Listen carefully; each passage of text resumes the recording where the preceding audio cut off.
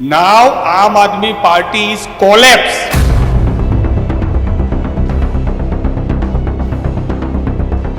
એ સંસદ સભ્યને કહીએ ભાઈ આ તમારી લક્ષ્મી તુવેરદારના એમ્પ્લોય નથી, આ જનતા છે, આ જનતા આગળ આવી રીતે વાત ના કરાય.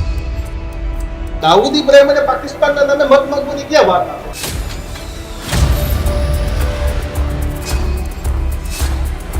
ભારતીય જનતા પાર્ટીના અનેક શહેરોમાં તો ખાતાય નથી ખુલવાના કોંગ્રેસના. નરેન્દ્રભાઈ મોદીએ સપના જોવામાં જીએસટી હજી નથી નાખ્યો. મુખ્ય વિપક્ષ કોને માનો છો? આમ આદમી પાર્ટી કે કોંગ્રેસ? કારણ કે છેલ્લા 3 દિવસથી ભાજપના બયાન બદલાઈ ગયા છે. આમ આદમી પાર્ટી જેવું હવે કંઈ છે નહીં. આમ આદમી પાર્ટી હતી. આવતીકાલે જવાબ મળી જવાનો છે. કોર્પોરેશનમાં વર્ષોથી શાસન હોવા છતાંય અલીભાઈ મેનેજમેન્ટ નથી. ક્યાં મેનેજમેન્ટની ખામી રહી ગઈ છે? यहाँ तहजीब बिकती है, यहाँ ईमान बिकता है. तुम दाम तो फेंको यारो, यहाँ इंसान भी बिकते हैं. બંને વચ્ચેના જે પ્રકારના સંબંધો છે, કભી લગ્ન કભી તલાક. તમે સ્ટોર્મ વોટર લાઈન બેસાડો, પણ એ સ્ટોર્મ વોટર લાઈન હોય અસલમાં નીચે કે નહીં એ જોવી જરૂરી છે. નહીં તારા પાણી ભરાય શું કામ? એક રસ્તા અલીભાઈ 4 વાર તૂટે છે. મેન્ટેનન્સના નામે ખાનગી કંપનીઓ વારંવાર ખોલ્યા કરે રસ્તાઓ. સંઘર્ષ કેનો? સત્તામાં આવવાનું કે બીજા નંબરે રહેવાનું? અલા ભાઈ, ચૂંટણી આચાર સંહિતામાં દંડો લઈને બહાર ના નીકળે. તમે તલવારો લઈને નીકળો છો.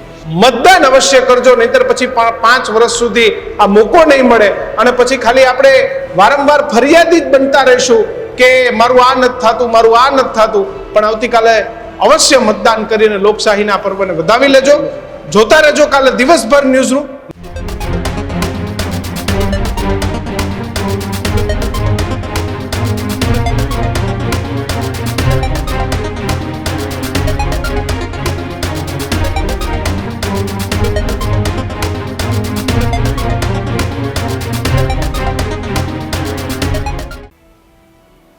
નમસ્કાર. વિશેષ રજૂઆત ગર્જનાત સાથે હું કિશન કાઠેલિયા આપનું હાર્દિક સ્વાગત કરું છું. અને હું છું દીક્ષિત ઠકરાર. આજના ગર્જનાતમાં વાત કરવી છે પ્રચારના અનેક મુદ્દા, પણ કતલની આખરી રાત.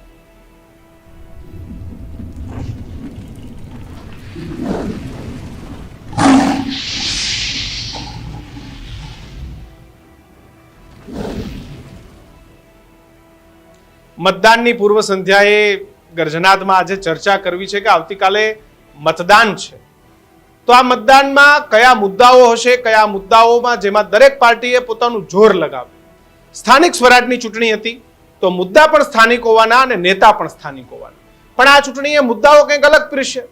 એ મુદ્દાઓ હતા ક્યાંક મૌલવીઓ આવીને એમ કે અમે રસ્તા પર નમાઝ પઢવા દે એવી આમ આદમી પાર્ટીને વોટ આપશું. મૌલવી આવીને એવું કહે કે અમને મસ્જિદો બનાવવા દે, અમારી મસ્જિદો તોડે નહીં એવી આમ આદમી પાર્ટીને અમે મત આપશું.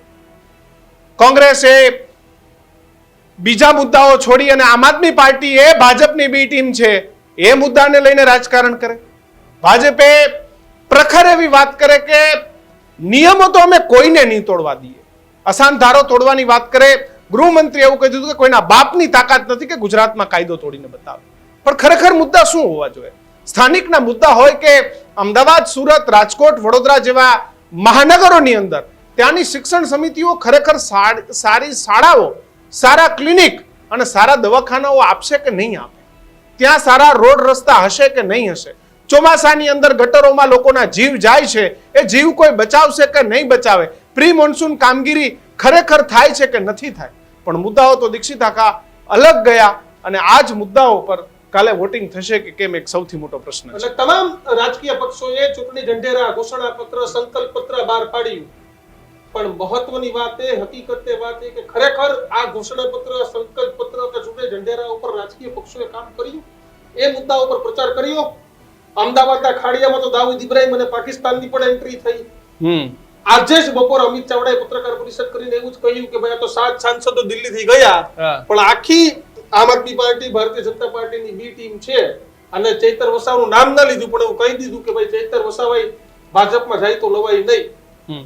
એ જ મુદ્દે આજે ગર્જનાથમાં એટલા માટે ચર્ચા કરવી છે કે ખરેખર ચૂંટણીના કયા મુદ્દાઓ હતા, શું હતા, અને હવે પૂર્વ સંધ્યાએ કેટલો વિશ્વાસ રાજકીય પક્ષોનો, ગુજરાતના બે મુખ્ય વિપક્ષ, બે પક્ષ કોંગ્રેસ અને ભારતીય જનતા પાર્ટી, આ બંનેના પ્રવક્તાઓને અમે આજે ન્યૂઝરૂમના સ્ટુડિયોમાં બોલાવ્યા છે અને એ જ મુદ્દે આજના ગર્જનાથમાં ચર્ચા કરવી છે કે કયા મુદ્દે ખરેખર ચર્ચા થવી જોઈએ, કયા મુદ્દે પ્રચાર થવો જોઈએ. છેલ્લી ઘડીએ કિશને કીધું કે મોલવીની એન્ટ્રી થઈ ગઈ, છેલ્લી જ ઘડીએ કિશને કીધું એમ ગૃહમંત્રીનું સુરતમાં આક્રમક ભાષણ, પણ ખરેખર પશ્ચિમ બંગાળમાં જે રીતે થયું 90% બમ્પર વોટિંગ, આ વોટિંગ થશે કે નહીં, આપણે ગર્જનાથમાં ચર્ચા કરવી છે. આપણી સાથે વિપક્ષમાંથી એટલે કે કોંગ્રેસમાંથી ચર્ચા કરવા માટે હેમાંગ રાવલ, આ પ્રવક્તા કોંગ્રેસ, અને તેની સાથે જ ભારતીય જનતા પાર્ટીમાંથી ડોક્ટર અનિલ પટેલ, બંનેનું સ્વાગત છે. Thank you. હેમાંગભાઈ, કયા મુદ્દે પ્રચાર ને કયા મુદ્દે નહીં? અને પહેલો જ સવાલ કે તમે આજે એવું કહ્યું કે આમ આદમી પાર્ટી ભાજપની બી ટીમ છે, કારણ કે 7 સાંસદો વયા ગયા, તમે તેનું ઉદાહરણ આપ્યું. 17 માં 17 તમારા ધારાસભ્ય વયા ગયા હતા. તેથી બધું આખું ગુજરાત કહેતું હતું કે કોંગ્રેસ એક બી ટીમ જ લાગે. સમજવું જોઈએ કે આમ આદમી પાર્ટીના 10 સાંસદો હતા. એક સાંસદ જે છે એ બનતી વખતે એને 7 વિધાનસભાનું પ્રભુત્વ અંદર એની અંદર હોય, એક સાંસદની સીટની અંદર. તમે 7 સાંસદ એટલે 49 એટલે 50 સીટનું પ્રભુત્વ વિધાનસભાની સીટનું કરે, અને 50 વિધાનસભા સીટ એટલે 1 કરોડથી વધારે મતદારોનું એ પોતે નેતૃત્વ કરતા હોય. આ લોકો 10 માંથી 7 એટલે 70%. નાવ આમ આદમી પાર્ટી ઇઝ કોલેપ્સ. આમ આદમી પાર્ટી જેવું હવે કંઈ છે નહીં, આમ આદમી પાર્ટી હતી એવું કહેવામાં આવશે, એવી પરિસ્થિતિ છે. ત્યારે અમે કહીએ છીએ કે આમ આદમી પાર્ટી જે છે એ ભારતીય જનતા પાર્ટીની બી ટીમ છે. એ કાલે સાબિત થયું છે. તમે જુઓ તો ખરા, સીધા 7 સાંસદોને ભારતીય જનતા પક્ષના પ્રમુખે બોલાવીને સરસ મજાના પેંડા ખવડાવે. એકનું એક, ભાઈ હું એ જ કહું છું, અમારા કેસ માટે લાઈન લાગેલી છે રાજીવ ગાંધી ભવન ઉપર ગુજરાતમાં. કિશનભાઈ, ભારતીય જનતા પક્ષના આ વખતે ધારાસભ્ય છેલ્લે કેસરીસિંહ, ભારતીય જનતા પક્ષના ધારાસભ્યોની કેસ પહેરવાની જ લાઈન લાગેલી છે, અને એટલી બધી લાગેલી છે રાજીવ ગાંધી ભવન ઉપર. અને આની પહેલા, અરે તમે જુઓ, આ ચૂંટણી સ્થાનિક સ્વરાજની છે. કોઈ દિવસ ભારતીય જનતા પક્ષમાંથી કોઈ કોર્પોરેટર, અને એ પણ ચાલુ કોર્પોરેટર, સસ્પેન્ડ કરાયેલા નહીં, હું પારુલબેન પટેલની વાત કરું છું, ચાલુ કોર્પોરેટર, એવું નહીં કે ટિકિટ કપાયા પછી, ચાલુ કોર્પોરેટર અમારામાં જોડાયા. આશીષભાઈ જોશી અમારામાં જોડાયા. ભારતીય જનતા પાર્ટીના ધારાસભ્યો પૂર્વ અમારામાં જોડાય છે. ભારતીય જનતા પાર્ટીના મોટા મોટા નેતાઓ જે છે એ અમારી જોડે જોડાઈ રહ્યા છે. કેમ? કારણ કે જનતાનો કોંગ્રેસમાં વિશ્વાસ વધી રહ્યો છે, અને એ વધતો વિશ્વાસ છે એના જ કારણે. છોડીને ગયા એની ચર્ચા કોણ કરશે? ભાઈ જુઓ, યહાં જે મેં વાત કરી, યહાં તહેજીબ बिकती है, यहाँ ईमान बिकता है. तुम दाम तो फेंको यारो, यहाँ इंसान भी बिकते. વેચાયેલીની વાત જે છે એ હવે કરવાની એટલા માટે જરૂર નથી કે એ ભૂતકાળ થઈ ગયો. અત્યારે હાલમાં જે પરિસ્થિતિ છે એ પરિસ્થિતિની અંદર એ વેચાયેલો માલ છે, એ વેચાયા માલને પણ ખબર પડી ગઈ છે કે ભારતીય જનતા પાર્ટીમાં અમારું સ્થાન શું છે. ડોક્ટર સાહેબ, કોંગ્રેસના મુદ્દાઓ કેટલા કામ કરશે, ભાજપના મુદ્દાઓ કેટલા કામ કરશે? જો પહેલા તો એમણે જે કહ્યું, કેસરીસિંહની વાત કરી, તો કેસરીસિંહને ભારતીય જનતા પાર્ટી એ ગઈ વખતે પાર્ટીમાંથી સસ્પેન્ડ કરેલા છે. એમને ટિકિટ નથી આપી, ત્યારબાદ એમને સસ્પેન્ડ કરવામાં આવ્યા છે. ઓફકોર્સ કોઈ બી પાર્ટીમાં જોડાય એ એમનો અધિકાર છે. મૂળ વાત છે ભાજપની બી ટીમ કોણ? તો કોંગ્રેસ અને આપનો જે પ્રશ્ન છે એ બંને વચ્ચેના જે પ્રકારના સંબંધો છે એમાં કભી લગ્ન કભી તલાક, અને તલાક બી પાછા એવા કે ફરી પાછો નિકાહ બી થાય. આમ તો હવે ટ્રિપલ તલાકનો તો કાયદો આવી ગયો છે, એટલે દેશમાં બંધ થઈ ગયા છે. હલાલા બી બંધ થઈ ગયા છે. આપણા ત્યાં તો યુસીસી બધું પાસ થયું છે. એટલે પણ મૂળ ઇન્ડી ગઠબંધનના બંને ભાગ છે, કોંગ્રેસ અને આમ આદમી પાર્ટી. બંને સગવડીઓ ધર્મ અપનાવે છે. ક્યારેક બંને ગુજરાતમાં સાથે લડે છે, ક્યારેક આમ આદમી પાર્ટી લોકસભાની ચૂંટણી હોય તો એનો કેન્ડિડેટ દિલ્હીથી ડિક્લેર કરી દે છે અને કોંગ્રેસ અહીંયા ઊંઘતી ઝડપાય છે. એ વખતે કોંગ્રેસ કહે છે કે ભાઈ કોંગ્રેસ સાથે સંકલન કર્યા વિના ડિક્લેર કર્યા છે. 2 કેન્ડિડેટ ડિક્લેર કરી દીધા હતા. પછી પાછું કોંગ્રેસ સાથે સંકલન થાય છે તો પાછા એને સ્વીકારી લે છે. તો કુલ મળીને એક પ્રકારના કન્ફ્યુઝન સ્ટેટસમાં કોંગ્રેસ અને આમ આદમી પાર્ટી છે. અન્ય જગ્યાએ જઈને સામે લડે છે. તમે ટીએમસીની સાથે દિલ્હીમાં ગઠબંધન છે અને વેસ્ટ બેંગાલમાં જઈને ટીએમસીની સામે લડે છે. તો એ કોંગ્રેસે નક્કી કરવાનું છે કે એમણે બી ટીમ રહેવું છે ભાજપની કે એમણે સી ટીમ રહેવું છે. જો ગુજરાતની વાત કરીએ તો ગુજરાતમાં ભાજપ એ નંબર 1 પક્ષ છે. ગુજરાતની જનતાનું પ્રચંડ જનસમર્થન ભારતીય જનતા પાર્ટીને છે. નહીં ફક્ત અત્યારે છે, છેલ્લા 30 વર્ષથી છે. પ્રચંડ જન સમર્થન હોય તો કેમ દર વખતે ગુજરાતની ચૂંટણી આવે એટલે પાકિસ્તાન ને દાઉદ ઇબ્રાહિમની એન્ટ્રી એ તમને સ્થાનિક સ્વરાજની ચૂંટણીમાં પણ મુદ્દામાં કરાવવી પડે? ખરેખર અપેક્ષા ભૂષણભાઈ પાસે, પૂર્વ ધારાસભ્ય પાસે એવી એક ભાઈ અમે અમદાવાદને આ બનાવશું, અટલ બ્રિજ બનાવ્યું એના નામે મત માંગવાના હતા, તમારે મત રિવરફ્રન્ટના નામે માંગવાના હતા, નવું અમદાવાદ ડેવલપ થાય એના નામે માંગવાના હતા. દાઉદ ઇબ્રાહિમ અને પાકિસ્તાનના નામે મત માંગવાની ક્યાં વાત આવે? પ્રચારના અનેક પ્રકારના મુદ્દા હોય છે. અમે ભારતીય જનતા પાર્ટી મૂળતઃ જે અમારું પ્રચાર સાહિત્ય છે એ પ્રચાર સાહિત્યમાં જે સ્થાનિક સાહિત્ય છે, કોર્પોરેશનની રીતે અમદાવાદ હોય, સુરત, વડોદરા, કોઈ પણ જગ્યા હોય કે જિલ્લા પંચાયત હોય, તો એમાં અમે કરેલા કામોનો એક તરફ રિપોર્ટ કાર્ડ હોય છે.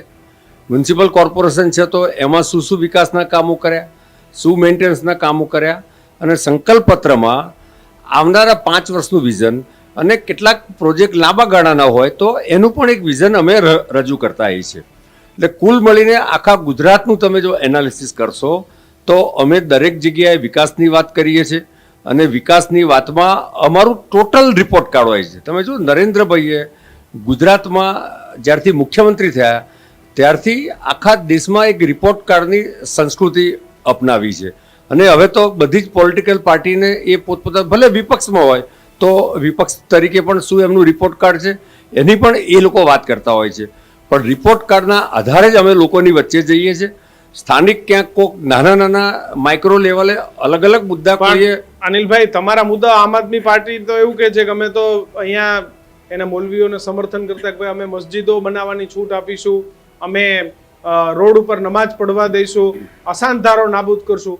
તો ભાજપ આ બધી વસ્તુઓને ચલાવી લેશે, આ બધી વસ્તુઓને તમે સહન કરી લેશો? જો ગુજરાતમાં હોય કે દેશમાં હોય, ભારતીય જનતા પાર્ટી કાયદાના શાસનને અનુસરે છે અને એક તરફ સર્વધર્મ સર્વ ભાવ સાથે, એટલે સૌના સાથ સૌના વિકાસ સાથે એ જ પ્રમાણે કામ કરી રહ્યું છે. અને એક આમ નાગરિક એને જીવનની જે જરૂરિયાત છે એ ચીજ વસ્તુઓ એને પ્રાપ્ત થાય એ પ્રકારના પ્રયત્ન કરે છે. એક સામાન્ય વંચિત પરિવારના જીવનમાં કોઈ તકલીફ ન પડે એ પ્રકારે પોતે સહાય કરવા સરકાર પ્રયત્ન કરે છે. અને ભારતીય જનતા પાર્ટીનું સંગઠન આપ જાણો છો એ પ્રમાણે સર્વસ્પર્શી બી છે અને સર્વવ્યાપી બી છે. આખા ગુજરાતના ગામડે ગામડે સુધી છે. તો અમે અમારી સંગઠનની તાકાત અને સરકારની કામગીરીના આધારે જ લોકોની વચ્ચે જઈએ છીએ. અન્ય પોલિટિકલ પાર્ટીને જે કંઈ વિવાદાસ્પદ મુદ્દા ઊભા કરવા હોય એ એમની રણનીતિ કે રાજનીતિનો ભાગ છે.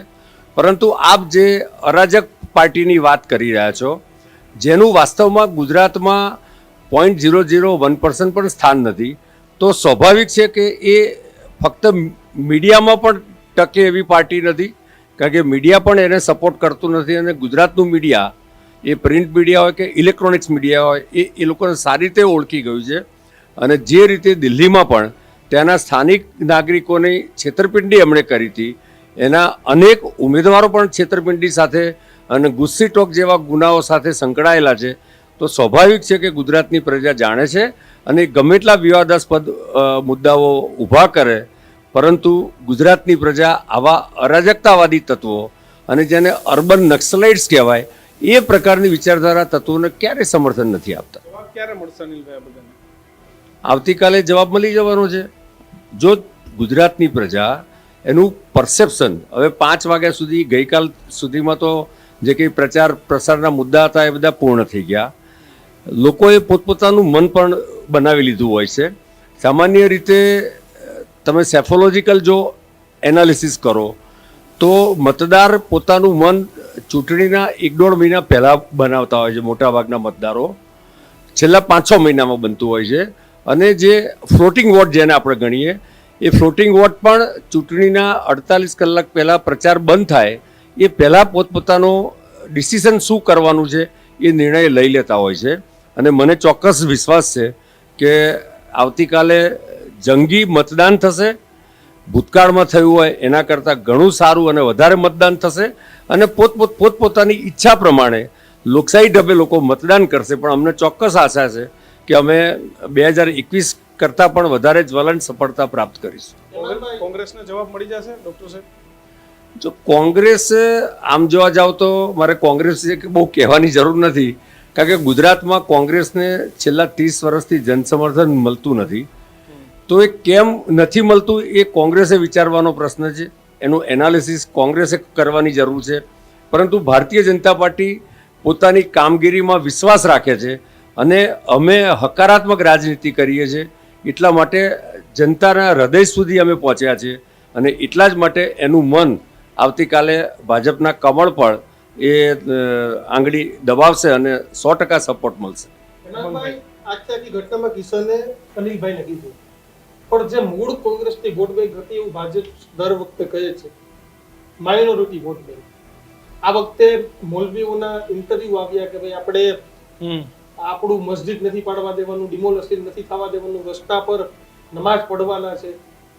લાગે છે કે આમ આદમી પાર્ટી તમારી મેઇન વોટ બેંક પર પણ અસર પાડ્યું, ગાબડું પાડ્યું? પહેલા તો અમારી વોટ બેંક ગરીબ છે, અમારી વોટ બેંક જે કિસાન છે, અમારી વોટ બેંક ખેડૂત છે, અમારી વોટ બેંક મહિલાઓ છે. આ એક પરસેપ્શન જે ઊભું કરવામાં આવ્યું છે અમારી વોટ બેંક જે છે, જેને પણ કર્યું, તમારા મનમાં આવ્યું હોય તો તમને ખબર હોવી જોઈએ ક્યાંથી પરસેપ્શન, ક્યાંથી. ભારતીય જનતા પાર્ટી, તમે વિચાર કરો અત્યારે હમણાંની જ વાત, જેની આખા નેતાઓના જમૈયો જે સમાજમાંથી આવે છે એના પ્રવક્તા અત્યારે એમના સબકોન્શિયસ માઇન્ડમાં પણ નિકાત ચાલતું હોય, એમના સબકોન્શિયસ માઇન્ડની અંદર પણ હલાલાત શબ્દ ચાલતો હોય. તમે વિચાર કરો, અમે તો બોલ્યા જ નથી, એમના પ્રવક્તા બોલ્યા. એટલે કોણ એમની જમૈયોની પાર્ટી છે, એટલે એમના જમૈયોની બાબતો જે છે એ વારંવાર એમના મોઢામાંથી નીકળી જાય છે. વાત એ છે કિશનભાઈ, અનિલભાઈએ એક બહુ સારી વાત કરી પરસેપ્શનની. 5 મહિના પહેલાની, 48 કલાક પહેલાની એક રાજકીય પક્ષને, જેમ સિકંદર ને પોરસની લડાઈ થઈ હતી એવી વખતે જ્યારે એક રાજા બીજા રાજાને કઈ રીતે વર્તવું જોઈએ એ વાતની ચર્ચા થઈ હતી, એમ રાજકીય પક્ષને જે રીતે લડવું જોઈએ ને એ રીતે કોંગ્રેસ અત્યારે સત્તા પ્રજા અમને આપે એના માટે અમે લડી રહ્યા છીએ. વાત રહી એમની, સ્વાભાવિક છે, તમે મને નહીં, તમે અત્યારે કદાચ ડીએમકે અહીંયા લડતું હોત, ડવિડ મુડડ કન્નડમ, એમને લડવાની છૂટ છે. એ પણ અત્યારે લડતું હોત તો એને તમે પૂછે તો એમ કહેત કે ના અમે તો સરકાર બનાવીશું. એટલે ભારતીય જનતા પાર્ટીના નેતા એ બોલી શકે છે એમની રીતે કે ભાઈ અમે જીતીએ છીએ 21 કરતા વધારે, પણ એ બોલે, પણ એ કહું ના, પણ એ હું એનું કારણ આપું છું. એ બોલી શકે, હું ના નથી પાડતો. નરેન્દ્રભાઈ મોદીએ સપના જોવામાં જીએસટી હજી નથી નાખ્યો તો એ બોલી શકે, દૂધમાં નાખ્યો છે, ગરીબોના નાના નાના વસ્તુઓમાં નાખેલો છે, બિસ્કિટોમાં નાખેલો છે, પણ આની અંદર નથી નાખ્યો, એટલે બોલી શકે. મૂળ વાત એ છે કે અમારી તો ચૂંટણીની અંદર જે લડવું જોઈએ પક્ષ તરીકે, એમણે કીધું 5 મહિના પહેલા તૈયારી કરવી પડે. કોણ રોડ ઉપર નીકળ્યું હતું? અમિતભાઈ ચાવડાના નેતૃત્વની અંદર જન આક્રોશ યાત્રા, અને સમગ્ર ગુજરાતમાં 5000 કિલોમીટર જન આક્રોશ યાત્રા ચાલી. તમે કહું, તમે માનો કે ના માનો, એ જનતાનો આક્રોશ અમે એ વખતે ભાપી લીધો હતો. આજે જે ભારતીય જનતા પક્ષના લોકોને રોડ ઉપર જાય છે અને જે આક્રોશનો સામનો કરવો પડે છે એ આક્રોશ અમે એ વખતે માપી લીધો હતો. અમે દરેક વાતમાં નંબર 1 રહ્યા છે. અમે યાત્રા કરી, લોકો સુધી પહોંચ્યા, જનમંચના માધ્યમથી શહેરોમાં ગયા. તમે જે શરૂઆતમાં વાત કરી શહેરોના પ્રશ્નો, નળ ગટર અને રસ્તા, એના માટે અમે લોકો સુધી ગયા. અમારે મેનિફેસ્ટોમાં શું મૂકવું, અમારા કમિટમેન્ટમાં શું મૂકવું એ અમે જનતાને પૂછ્યું. અને અમે સૌથી પહેલી તારીખે ચૂંટણી જાહેર થઈ, અમે 2જી તારીખે ભારતીય જનતા પાર્ટી ઉપર ચાર્જશીટ, આરોપનામું અને એ પણ સાબિતી સાથેનું મૂક્યું. તરત જ 15 શહેરો માટે થઈને અમે 15 નગરોનો મેનિફેસ્ટો રજૂ કર્યો. દરેકે દરેક નગરની જે વિશિષ્ટતા હોય, જે જરૂરિયાત હોય એ મુજબની અમે વાત કરી. અને ભારતીય જનતા પાર્ટી અમારા 5 દિવસ પછી એમનું જે કહેવાતું સંકલ્પ પત્ર આખું બજેટ કોપી મારીને અમદાવાદ મ્યુનિસિપલ કોર્પોરેશને તો એમણે કીધું કે અમે 5 વર્ષમાં શું કરવાના છે. એમની જોડે એટલોય મગજનો વિચારવાની શક્તિ નહોતી. બજેટ કોપી મારીને પોતાના સંકલ્પ પત્રની અંદર મૂકી દીધું. અમે દરેક જગ્યાએ અહેડ રહ્યા છે. અમારું સોંગ જે અમે રિલીઝ કર્યું, અમારું થીમ સોંગ રિલીઝ કર્યું, અમારા પ્રમુખશ્રીએ શહેરો માટેનું અલગ વિઝન રજૂ કર્યું અને ગ્રામીણ માટેનું અલગ વિઝન રજૂ કર્યું. એટલે અમે અત્યારે પ્રજાના હૃદય સુધી પહોંચી ગયા છે. ભારતીય જનતા પાર્ટીના છે કે અનેક શહેરોમાં તો ખાતાય નથી ખુલવાના કોંગ્રેસના. ભારતીય જનતા પાર્ટીને મેં પહેલેથી કીધું કે એમનો જે કોન્ફિડન્સ છે પણ અમારું તો પ્રજા વચ્ચે ને પ્રજાની સાથેનું કમિટમેન્ટ છે. અને આ વખતે અમારું જે કમિટમેન્ટ છે જે પ્રમાણે અમે સુરતમાં ઉદય થશે. સુરતમાં નહીં, સમગ્ર ગુજરાતમાં. તમને હું આજે લખીને રાખું છું, ગુજરાતના ગર્જનાથની અંદર ફરીથી આવીએ ત્યારે 15 માંથી મિનિમમ 10 જગ્યાએ અમારી સત્તા બને છે અને પ્રજા અમને આપી રહ્યા છે એકદમ કોન્ફિડન્સથી અને જનતાના કમિટમેન્ટથી. અનિલભાઈ હશે. હું શું કહું છું ભાઈ, હું કહું છું અત્યારે આપણે બંધારણે છૂટ આપી છે, હસવાની છૂટ આપી છે, બરોબર છે. મોદી સાહેબને આંખમાંથી આંસુ આવે તો આપણે એવું કહીએ કે સાહેબ રડે છે કેમ? એમને છૂટ છે. એમને જે પણ કરવું હોય, કોઈ પણ એમના શિસ્ત નેતૃત્વથી માંડીને અમારા પણ વડાપ્રધાન છે. રડવાની હસવાની ને નહીં, હસવાની ને રડવાની વાત બાબતે, હસવાની ને રડવાની બીજી વાત નહીં. મને મારો પ્રશ્ન પૂરો કરી દે. અનિલભાઈને મેં કીધું આપણે બંધારણને છૂટ આપેલી છે હસવાની અને એમને હસવું જ જોઈએ. પણ અત્યારે ગુજરાતની જનતા જે છે એમના દુઃખ દર્દની અંદર આપણે દર્દમાં સામેલ જવું જોઈએ. અત્યારે કાળમી મોંઘવારી છે, અત્યારે જે પ્રમાણે 1 ઇંચ વરસાદમાં 1 ફૂટ પાણી ભરાઈ જાય છે. અત્યારે જે ભ્રષ્ટાચારના મોન્યુમેન્ટ્સ તમે જુઓ, હાટકેશ્વરનો બ્રિજ, ત્યાં જઈને હું હસું તો કેવો લાગે? ત્યાં પ્રજાની વચ્ચે સંવેદના આપવી જોઈએ. પ્રજાની સંવેદનાની વાત હોય ત્યારે સંવેદનાપૂર્વક વર્તવું જોઈએ. એ અમારી કોંગ્રેસની ફિલોસોફી છે અને અમારા કોંગ્રેસના સંસ્કારો છે. અનિલભાઈ કેમ હસતા હતા? એમાં સાચી વાત કહું તો સ્વાભાવિક છે કે કોંગ્રેસના પ્રવક્તા છે એટલે એમના માટે બોલે, પણ વાસ્તવમાં ટ્રસ્ટ ડેફિસિટ છે કોંગ્રેસ માટે. ગુજરાતની પ્રજાનો જે વિશ્વાસ છે ને એ વિશ્વાસ કોંગ્રેસ ગુમાઈ ચૂકી છે. અને આની શરૂઆત છેલ્લા 5-10 વર્ષથી નથી થઈ. આની શરૂઆત 1985થી થઈ છે. માધવસિંહ સોલંકીએ જે રીતે ખામ થિયરી કરીને સમાજ વચ્ચે વિભાજન કર્યું, એ વિભાજનની જે આડઅસરો થઈ એ ગુજરાતની પ્રજાનું જે પરસેપ્શન એના માટે નકારાત્મક ઊભું થયું. એના કારણે 1990થી આજ દિન સુધી એ કોંગ્રેસને જાકારો આપે છે. પછી એ વિધાનસભાની ચૂંટણીઓ હોય કે કોર્પોરેશનની ચૂંટણીઓ હોય. આ થવાનું કારણ પણ છે કે કોંગ્રેસ છે ને આ ટ્રસ્ટ ડેફિસિટ એટલા માટે થયું છે કે એ કોંગ્રેસ છેતરપિંડીનું એક પ્રકારનું પ્રચારાત્મક નકારાત્મક અભિયાન કરે છે. એમણે જે દૂધની વાત કરી તો બાળકોનું દૂધ જે પેક્ટ આવે છે એની પર જીએસટી છે. જે લૂઝમાં દૂધ આપે છે, દૂધવાળો કેનમાં લઈને જે આપણા ત્યાં જે દૂધ આપી જાય છે એની પર કોઈ નથી. મારે અત્યારે જીએસટીનો વિષય નથી એટલે એની ચર્ચા કરવી નથી. પણ કોંગ્રેસ જે પ્રકારે પ્રચારમાં નકારાત્મક મુદ્દા ઊભા કરે છે અને સરકારની જે હકારાત્મક વાત હોય એનો પણ વિરોધ કરવાનો.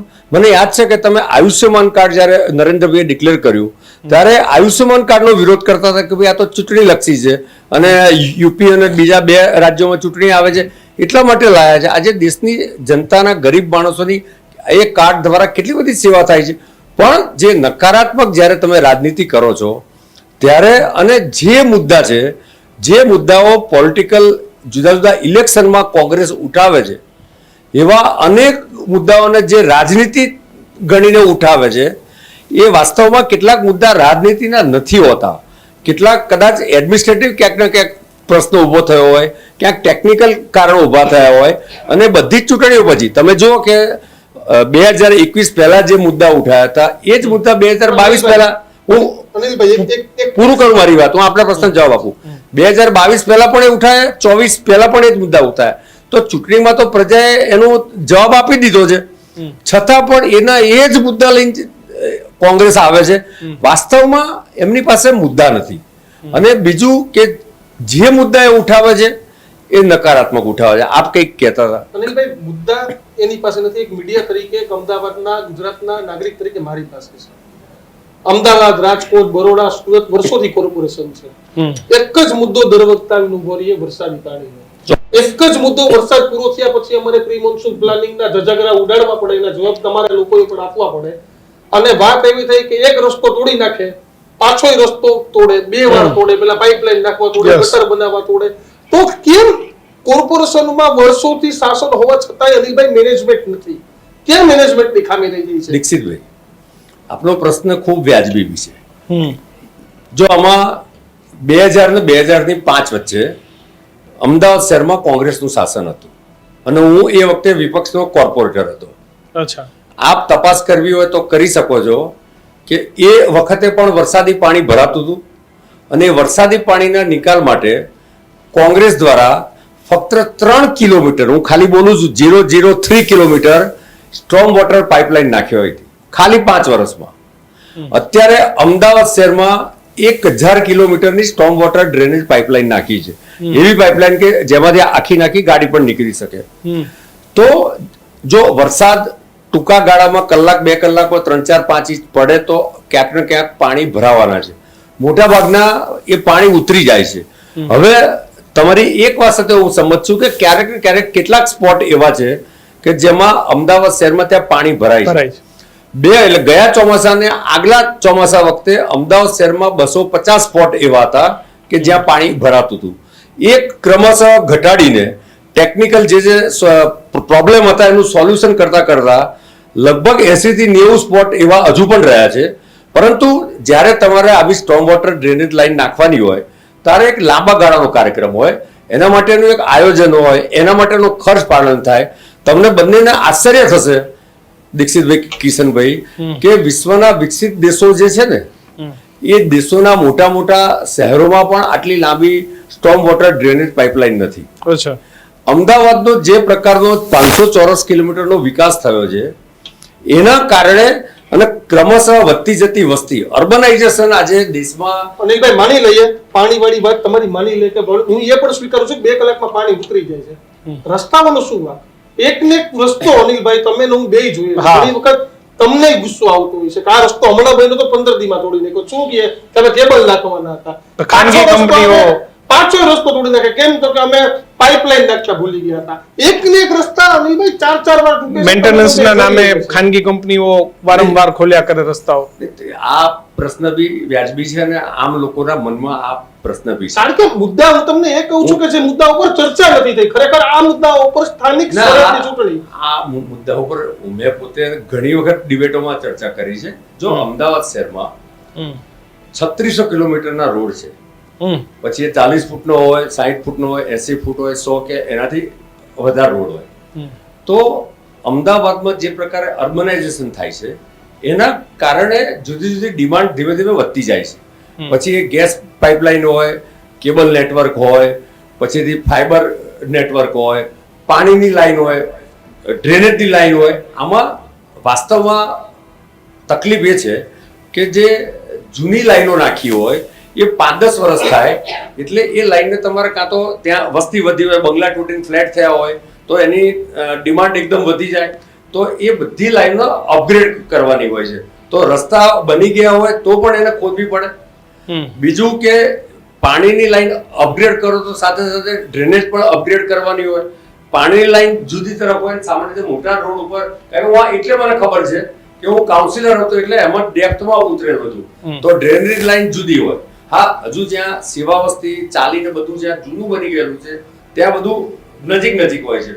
તો રસ્તામાં તમારું જે મેન્ટેનન્સ બજેટ છે એ આખું જુદું હોય છે અને નવા રસ્તા બનાવવા માટે એ રસ્તાનું રિસર્ફેસિંગ અને અપગ્રેડ કરવા માટેનું બજેટ જુદું હોય.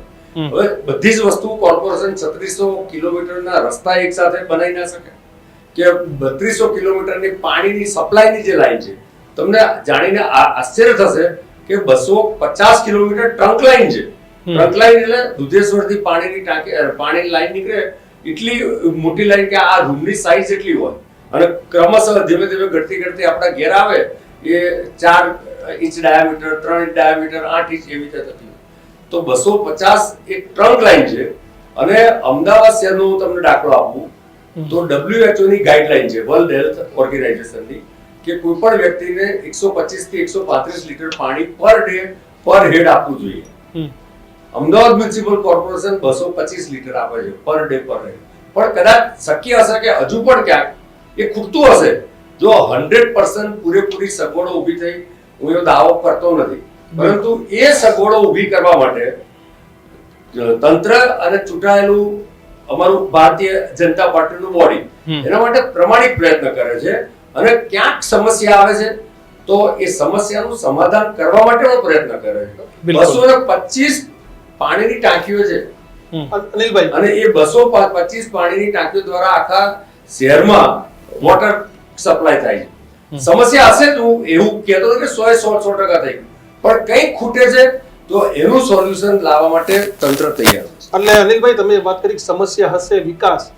આખી ચૂંટણીમાં એક મુદ્દો કણાની જેમ આંખમાં પૂછ્યો. આ મુદ્દો હતો 750 જેટલી બેઠકો બિનહરીફ કરાવી. આરોપો ભાજપ પર પૂરા લાગે કે ફોર્મ પરત ખેંચવામાં આવ્યા, પૈસાના સેટિંગના ઓડિયો વાયરલ થયા, આટલો વિકાસ હતો, તમામ મુદ્દાઓ હતા, કામ કર્યા છે. કેમ વિપક્ષના ઉમેદવારને તોડવાની જરૂર પડી અનિલભાઈ? જો પ્રજાનું જે રીતે સમર્થન છે એ પ્રમાણે વિપક્ષના ઉમેદવારોને એનકેન પ્રકારે તોડવાની કોઈ જરૂર ભાજપને નથી. નંબર 1. બિલકુલ. નંબર 2, આજે પણ 10,005 સીટ છે, એમાં કોંગ્રેસના 8,443 કેન્ડિડેટ લડી રહ્યા છે. પછી એ કોર્પોરેશન હોય, જિલ્લા પંચાયત કે તાલુકા પંચાયત કે નગરપાલિકા હોય, 700 ને તમે 31 કેન્ડિડેટ અનકોન્ટેસ્ટેડ છે. તો તમે ગણો તો 8443 વત્તા 731 અને 10,005 સીટો છે. એનો અર્થ એ થયો કે 800 કરતા પણ વધારે કેન્ડિડેટ કોંગ્રેસ પોતાના ઊભા કરી શક્યું નથી. નંબર 1. નંબર 2, જો કોઈ જગ્યાએ કોંગ્રેસના મેન્ડેટ મોડા પહોંચે તેમાં ભારતીય જનતા પાર્ટી શું કરે? કોઈ એક નગરપાલિકામાં કોંગ્રેસનો ઉમેદવાર ના મળે, ફોર્મ જ ના ભરે, તો ભાજપ શું કરે? કુલ મળીને કોંગ્રેસમાં વાસ્તવમાં 10,000 કાર્યકર્તા નથી, એટલે 10,000 સીટો પર પોતે ઉમેદવારો ઉભા કરી શક્યા નથી. અને ક્યાંક કેટલાક ઉમેદવારો ઉભા કર્યા છે એ જેન્યુઅન જે કેન્ડિડેટ કહેવાય, જેમ હેમાંગભાઈ છે કે અન્ય લોકો પાર્ટીમાં રેગ્યુલર કામ કરે છે, એમાં નોન સિરિયસ કેન્ડિડેટને જે ઉભા કર્યા તો એમની માનસિકતા લડવાની ના હોય, ખેંચી લે. તો એમાં ભારતીય જનતા પાર્ટી શું કરે? બીજું કે જે કેન્ડિડેટ ફોર્મ ભરે છે, કોઈ પણ પાર્ટીનો હોય, લોકશાહીમાં ફોર્મ ભરવાનો પણ અધિકાર છે અને ફોર્મ પાછું ખેંચવાનો પણ અધિકાર છે. તો તમે એને બળજબરીથી શા માટે રોકો છો? મને એવું લાગે છે કે તમારે એના માટે જો કોંગ્રેસે શું કરવું એ કોંગ્રેસનો નક્કી કરવાનું છે, પરંતુ ભારતીય જનતા પાર્ટી ક્રમશઃ ધીમે ધીમે પોતાનું સંગઠન જમીન સ્તરે મજબૂત કરતું જાય છે. અને એમાં પ્રશિક્ષણ દ્વારા એને એક કાર્યકર્તા આદર્શ કેવો હોવો જોઈએ, હજુ બધું જ થઈ ગયું છે એવું નથી કહેતો, પરંતુ એક આદર્શ કાર્યકર્તા કેવો હોવો જોઈએ, બિલકુલ એ પ્રકારનું ઘડતર કરે છે. અનિલભાઈ, છેલ્લો સવાલ, સમયની અભાવ છે, ટૂંકમાં જણાવજો, મુખ્ય વિપક્ષ કોને માનો છો? આમ આદમી પાર્ટી કે કોંગ્રેસ? કારણ કે છેલ્લા 3 દિવસથી ભાજપના બયાન બદલાઈ ગયા છે. કોંગ્રેસથી થ્રુ આઉટ થઈને આમ આદમી પાર્ટીથી આજે સવારથી પણ તમામના નિવેદનો સાંભળીએ તો સીધા જ એટેક આમ આદમી પાર્ટી પર થઈ રહ્યા છે. સીધું વિપક્ષ કોણ, કોંગ્રેસ કે આપ? જો કોંગ્રેસ એ 100 વર્ષ જૂની પાર્ટી છે, આજે પણ કોંગ્રેસ રાષ્ટ્રીય પાર્ટી છે. કોંગ્રેસની વિચારધારા કેટલીક અમને પસંદ નથી, પરંતુ આજે ગુજરાતનો વિચાર કરીએ તો ગુજરાતનું એ બાયપોલર પોલિટિક્સ છે અને આજે પણ કોંગ્રેસ એ વિપક્ષની પાર્ટી છે. ખાલી તકલીફ જે છે કે એની વિચારધારા સાથે પકડીને કામ કરતા હોય એવા જેન્યુઅન કોંગ્રેસમાં કાર્યકર્તા પ્રમાણમાં ઓછા છે આજે. જો કોંગ્રેસ જમીની સ્તર પર કામ કરે તો એક મજબૂત વિપક્ષના કામ પક્ષ તરીકે પણ એ પોતાનું અસ્તિત્વ બતાવી શકે એમ છે. એટલે હેમાંગભાઈ, હવે ઘટનાક્રમે તમે ક્યાં સંઘર્ષ કેનો, સત્તામાં આવવાનું કે બીજા નંબરે રહેવાનું હેમાંગભાઈ? કારણ કે Aam Aadmi party off the record on record દાવો કરી રહ્યા છે કે બીજા નંબર પર અમે જઈશું, બીજા નંબર ઉપર અમે રહીશું, અને આગામી વિધાનસભામાં લડાઈ અમારી ભાજપની હશે. આમ આદમી પાર્ટીને તો સમજી લો કે નોટા કરતા ઓછા વોટ મળવાના છે, એટલે એની ચર્ચા કરીને તમારી આટલી મોટી ચેનલમાં આપણે એનો ટાઈમ જે છે એ ખરાબ નહીં નહીં વિસાવદરમાં તમારા પરેશ ધાનાણી આવું જ કહેતા હતા હિમાંકભાઈ. બિલકુલ એક પરેશ ધાનાણીના શબ્દ વિસાવદર વખતે આ જ હતા, નોટા કરતા ઓછા મત પણ એ મળવા હતા. કોંગ્રેસ ભાજપ બે હારી ગયું લાગી જનતા આ વખતે જે પ્રમાણે જનતાનો મૂડ છે, મારે ખાસ કરીને અત્યારે શું છે, તમે 3-4 મુદ્દાઓ જોડે લઈ લીધા. પહેલો મુદ્દો હતો કે પ્રજાના મુદ્દાઓ, અમે બધા જ મુદ્દા ઉઠાયા છે અને એકો એક મુદ્દા દરેક પ્લેટફોર્મ ઉપર અમારા મેનિફેસ્ટોની અંદર તમે જોશો તો આ જ મુદ્દા છે. અનિલભાઈએ જે વાત કરી કે ભાઈ પાણી છે, અંદર અમારું વિકાસની વાતો છે, આ બધું કંઈ નથી.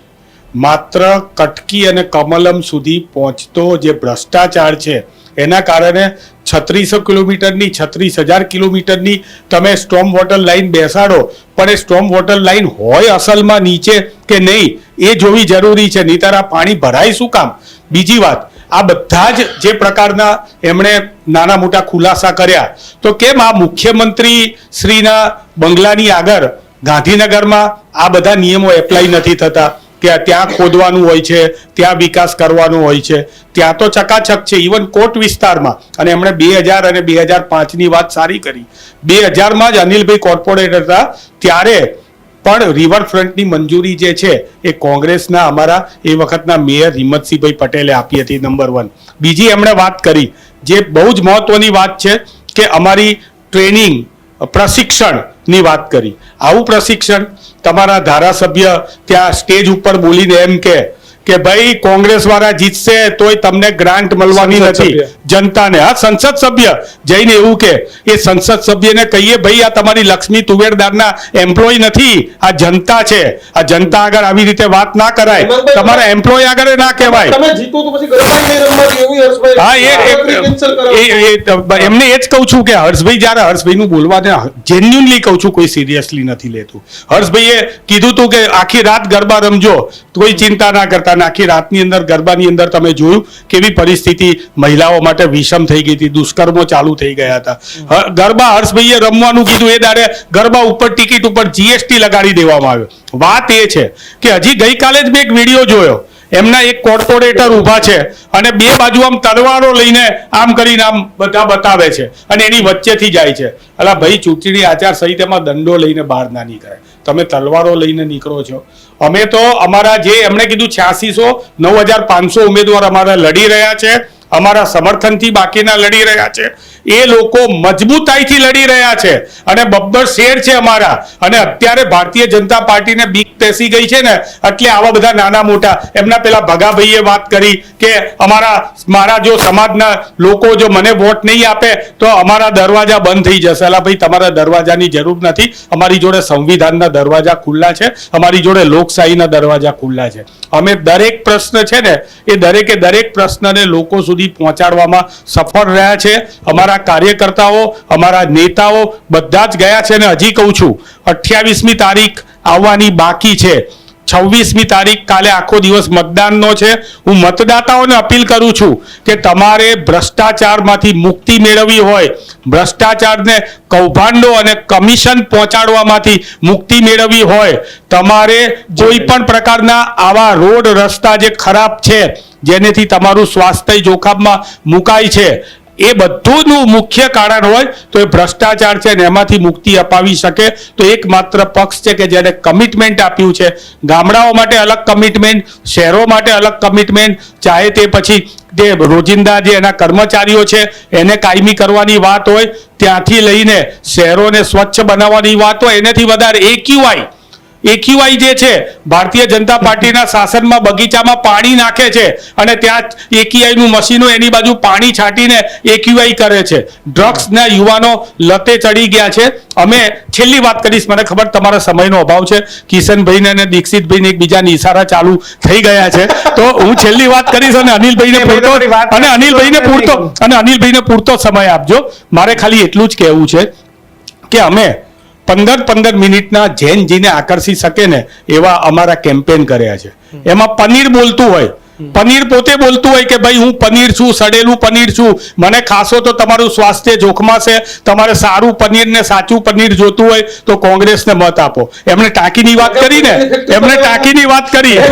કહું અરે ના, પનીરની ફેક્ટરી નહીં, પણ પનીર જે ખોટા નકલી આવે છે.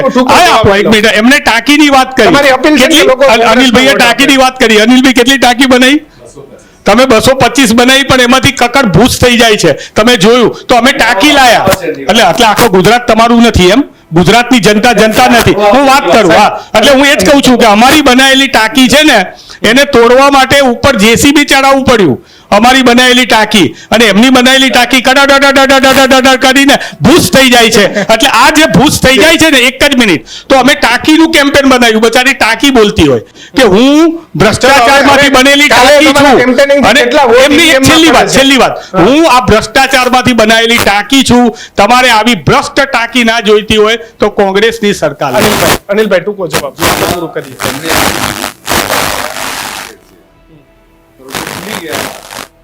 કે એમના જ રાહુલ ગાંધી એવું કહે છે કે ગુજરાતમાં લગ્નના ઘોડા અને લંગડા ઘોડા, વરઘોડાના ઘોડા, એટલે બબ્બર શેર રાહુલ ગાંધી તો ઓળખતા નથી, પણ એમાં બી ઓળખે છે. બીજું તમે જરાક વ્યાખ્યા છેલ્લે આપી દેજો. બધું આપીશું, એ જવાબ આપશે એમને. અનિલભાઈની વચ્ચે હું બોલતો નથી, બહુ સિનિયર પ્રવક્તા છે, એટલે એમને જે બોલવાનું હોય ને એ વખતે હું એમની બહુ જ રિસ્પેક્ટ રાખું છું, એટલે નથી બોલતો. એમને ભલે તમે અહીંયા ડબલ ફ્રેમ કરશો ને, બહુ ઝૂમ કરશો ને, તોય હું નથી બોલવાનું. અનિલભાઈ નથી, બિલકુલ, એમને બી રિસ્પેક્ટ. એમણે પનીરની જાહેરાત આપી, સડેલું પનીર બતાવ્યું અને નીચે કોંગ્રેસ લખેલું હતું, એટલે અભિનંદન એમને. એવું નથી, પણ મૂળ વાત એ છે કે ભ્રષ્ટાચારની વાત કોંગ્રેસે કરવાની જરૂર નથી, કારણ કે નગરવાલા કૌભાંડથી શરૂઆત થઈ. તમારા બંનેનો તો કદાચ એ વખતે જન્મ નહીં થયો હોય. નગરવાલા કૌભાંડથી કોંગ્રેસે ભ્રષ્ટાચારની શરૂઆત કરી હતી અને ત્યાંથી લગીને આજ દિન સુધી અનેક ભ્રષ્ટાચારના પર્યાય આજે દેશની જનતામાં કોંગ્રેસનો જે જાકારો મળ્યો છે, એનું કારણ કે ભ્રષ્ટાચારનો પર્યાય કોંગ્રેસ થઈ ગઈ છે. હું સમય બગાડવા માંગતો નથી જુદા જુદા ઉદાહરણો આપીને. એમણે કમિટમેન્ટની વાત કરી, પરંતુ એમના કમિટમેન્ટ દર 5 વર્ષે ચૂંટણીના આગળના 10-12 દિવસ હોય છે અને પછી એમના કમિટમેન્ટ જતા રહે છે. જ્યાં જ્યાં એમની સરકારો બની છે આજે પણ દેશમાં ક્યાંક ક્યાંક છે સરકારો હજુ 1-2 જગ્યાએ, તો એ સરકારોના કમિટમેન્ટની શું સ્થિતિ થઈ. આજે જ હું તેલંગાણાનો રિપોર્ટ વાંચતો હતો અને મેં હિમાચલનો રિપોર્ટ વાંચ્યો હતો, તો એ કમિટમેન્ટ જે પ્રકારના એમના છે એ કમિટમેન્ટ ક્યારેય પૂરા કરી શકે એવી સ્થિતિ જ નથી હોતી. જે તે વખતે ખાલી મતદારોને લુભાવવા અને પછીથી પોતાના કમિટમેન્ટમાંથી ફરી જવું, આ પ્રકારનું એક તંત્ર કોંગ્રેસમાં ઇકોસિસ્ટમ ગોઠવાઈ છે અને એ જ કારણ છે કે એમના માટે કોઈ વિશ્વાસ બેસતો નથી. છેલ્લો પ્રશ્ન, શું અપીલ કરશો? કાલે કેમ લોકો તમારી સાથે રહે? નહીં, હું મતદારોને ચોક્કસ અપીલ કરીશ. અમે તો વિકાસને વરેલા છે, જન સમર્થન વિકાસને અને જન સમર્થન અમારા કમિટમેન્ટને, અને 100% મતદાન કરો. કદાચ અમારાથી કોઈ કામ રહી ગયું હશે તો એ કામ પણ અમે જ પૂર્ણ કરીશું. અમે કહ્યું છે, અમે કર્યું છે, અને બાકી હશે તો પૂર્ણ કરવાની પણ ગેરંટી છે. અને એક ખાલી એટલું જ કહેવું છે, કાલ કેમ લોકો તમારી સાથે? પહેલી વાત, પહેલા એમનો 2-3 જવાબ આપું નાની એક જ મિનિટમાં. પહેલા તો છેલ્લા 5 વર્ષમાં તમે એમના ત્યાં તો સરકારો છે, જન્મ રજીસ્ટરનો દાખલો કઢાવજો. હવે લોકો વિકાસ નામ લખતા શરમાય છે, કારણ કે વિકાસની અંદર એટલો બધો ભ્રષ્ટાચાર છુપાયેલો છે. નામ પણ વિકાસ નથી પાડતા. વિકાસ પહેલા ગાળો થયો તો હવે નામ પણ નથી રાખતા. તમે 5 વર્ષના ડેટા રાખજો. બિલકુલ.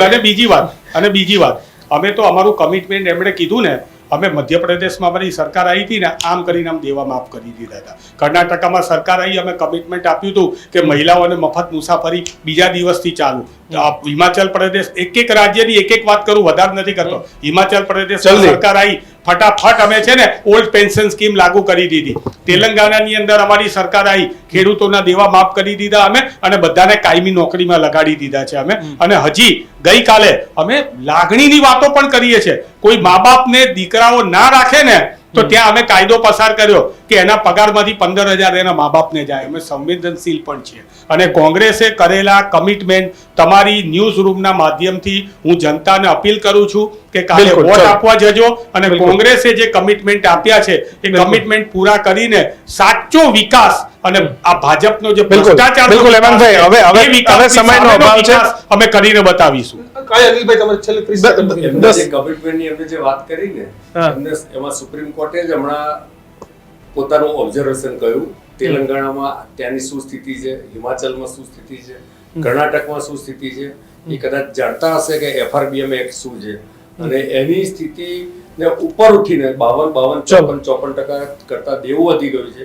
અને ત્યાં પગારો ના થાય એ પ્રકારની પરિસ્થિતિ. બિલકુલ. એટલે ચૂંટણી તો ગુજરાતની છે, આપણે હિમાચલ, પંજાબ, કર્ણાટક ક્યાં પહોંચી ક્યાં સુધી પહોંચી ગયા? પણ અનિલભાઈ, આભાર. બંનેનો આભાર અમારી સાથે જોડાઈ અને હેલ્ધી ચર્ચા કરી એ પ્રમાણે. તો બસ આ જ મુદ્દા છે ચૂંટણીના જે મુદ્દા હતા. કદાચ તમને હમણાં થોડાક મુદ્દા બોરિંગ લાગ્યા હશે, પણ પ્રશ્ન પૂછવો એટલા માટે જરૂરી હતા કે ભાઈ તમે સત્તામાં આવશો તો શું કરશો. આપણે હિન્દુ મુસ્લિમ ચૂંટણી થઈ ગયા પછી નથી થવાનું. દાઉદ ઇબ્રાહિમ ક્યારે આવ્યા નતા ને આવે તોય ખબર નહીં. અને પાકિસ્તાનમાં પેટ્રોલ ડીઝલ શું છે શું નહીં એનાથી આપણે લેવા દેવા નથી. આપણે અહીંયા શું પરિસ્થિતિ છે એનાથી આપણે લેવા દેવા અમદાવાદમાં, છે. રાજકોટમાં, બરોડામાં, સુરતમાં, જુનાગઢમાં સારા રસ્તા બનશે કે નહીં, ત્યાંની પાણી સરકારો આવશે કે નહીં? આ મુદ્દાને ઉઠી લઈને જાય રહે ના રહે કાયદો વ્યવસ્થા એનું એ જાણે, પણ આપણે અહીંયા શું સુરક્ષાઓ છે, આપણે મોંઘવારી, આપણા પ્રશ્નો, આપણા શિક્ષણ, આપણા આરોગ્ય, આ બધા મુદ્દાઓના આધીન કાલે મતદાન થાય.